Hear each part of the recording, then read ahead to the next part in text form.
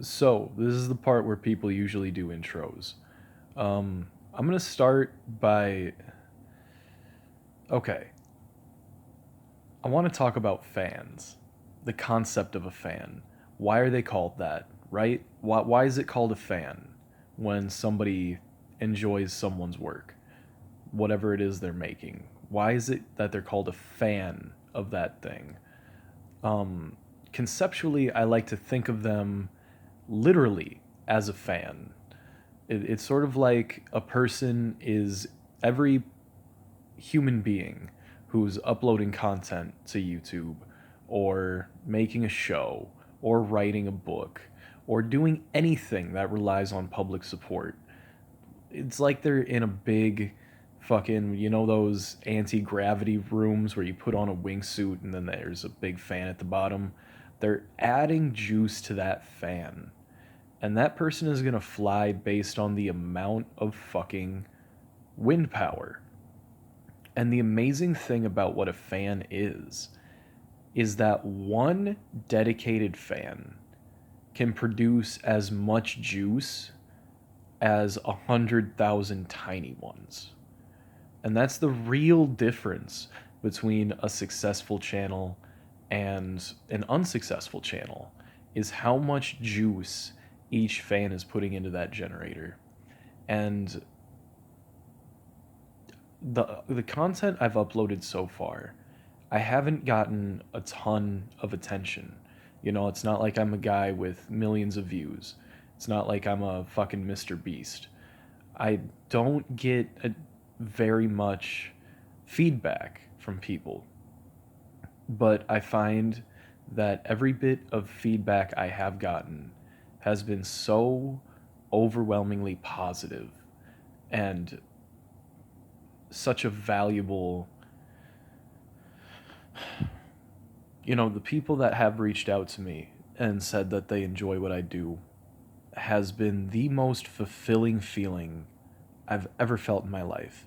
Every comment I've gotten on a video has been so fulfilling. And this might be a confusing video to watch if you're unfamiliar with me, which you probably are. Um, but this is my third channel, and each one is a life force of its own. Each one is its own unique project that's expended its time. Right now, it's time for Bighorn Talks to be my main channel for a while. Um, but if you ever look up Bighorn, I did a rap thing for a while. If you ever look up Groove Talkin', that was wild.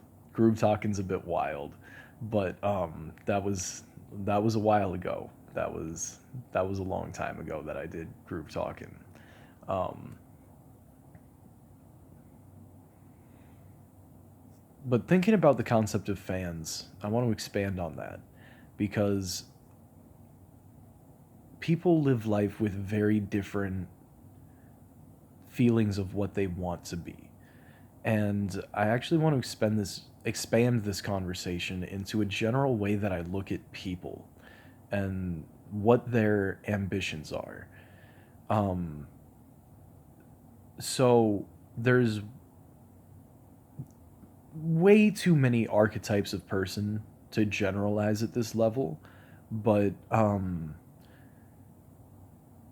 look at people like objects in the universe if you can. And that might sound weird at first, but the same way everybody has a spirit animal, they have a spirit celestial object. And somebody like an Obama or Brad Pitt, right? Somebody, Mike Tyson. There are people that are like black holes, and there are hundreds of thousands of black holes in the universe.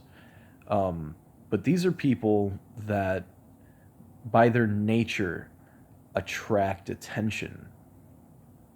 And, of course, a black hole literally doesn't even let light escape because it is such an insane gravitational force. And that's what people are. That's what our interactions with each other are. We're we're asserting gravity on one another. And a person like that feels most fulfilled when their gravitational force is being tensed up. You know, if you have this guy that's a black hole that has the capacity to have hundreds of thousands of suns orbit it, and it just flies empty through the universe, it's going to feel a lack of attachment. It's going to be sad. You know, it wants to feel those suns orbiting around it. And then there are people that are more like a planet, right? And that person that's a planet wants to have a moon. It wants to have something orbiting it. Everybody wants a connection like that.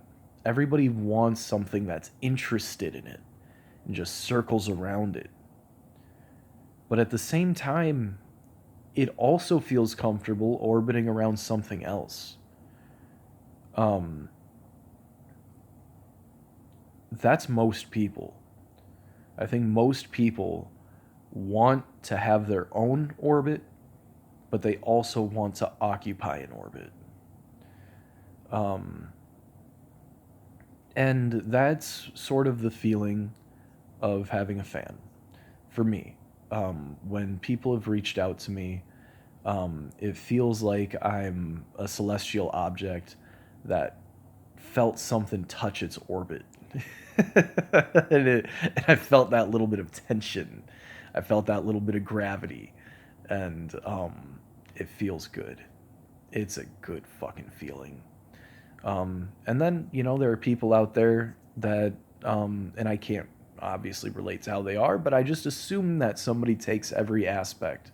So there are also people that are like a rock at the bottom of the ocean, and they have absolutely no gravitational pull, and they have no desire to have any gravitational pull. They have no desire to be ogled. They have no desire to be um, attached. They're comfortable in their own state. And it's all okay. You are what you are. And that rock is as much a rock as a bigger rock is a rock. And all of these objects we're talking about are just rocks.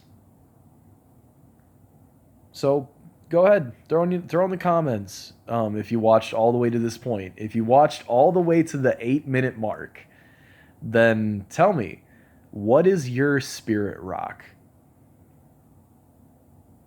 I think mine's a black hole. I hope. We'll see. All right. Bye.